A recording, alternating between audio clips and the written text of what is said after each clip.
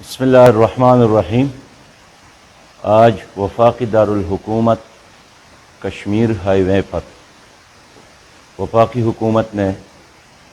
ملازمین پر جو تشدد کیا ہے، بربریت کا مظاہرہ کیا ہے اور جس درندگی کا مظاہرہ کیا ہے، ہم پوری قوم اس کی مذمت بھی کرتے ہیں۔ یہ انتہائی افسوسناک ہے اور یہ ملازمین حکومت سے صرف یہ چاہتے ہیں کہ اس نے گزشتہ عرصے میں جو وعدے کیے تھے اس کو نبھایا جائے اور ان کی تنخواہوں میں 40% اضافہ کیا جائے، ان کا نوٹیفیکیشن جاری کیا جائے۔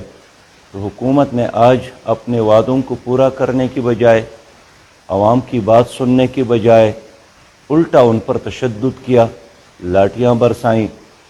آنسو گیس کا استعمال کیا اور آج عینی جو وہاں مشاہدہ کرنے والے لوگ ہیں، جو صحافی ہے، عام لوگ بھی بتاتے ہیں کہ جو درندگی کا مظاہرہ سری نگر میں انڈین آرمی وہاں کے لوگوں کے ساتھ کرتے ہیں، وہی مظاہرہ آج یہاں کی پولیس نے ملازمین کے ساتھ کیا۔ یہ لاوارث لوگ نہیں ہیں، کروڑوں خاندانوں سے تعلق رکھتے ہیں، پاکستانی ہیں، یہ ٹیکس ادا کرتے ہیں، پاکستان کی ترقی اور آگے بڑھانے میں ان کا بڑا ہاتھ ہے، لیکن جس شرح کے ساتھ اس حکومت نے مہنگائی میں اضافہ کیا، چیزوں کی قیمتوں میں اضافہ کیا، ان کا مطالبہ یہی ہے کہ ان کی تنخواہوں میں بھی اضافہ کیا جائے۔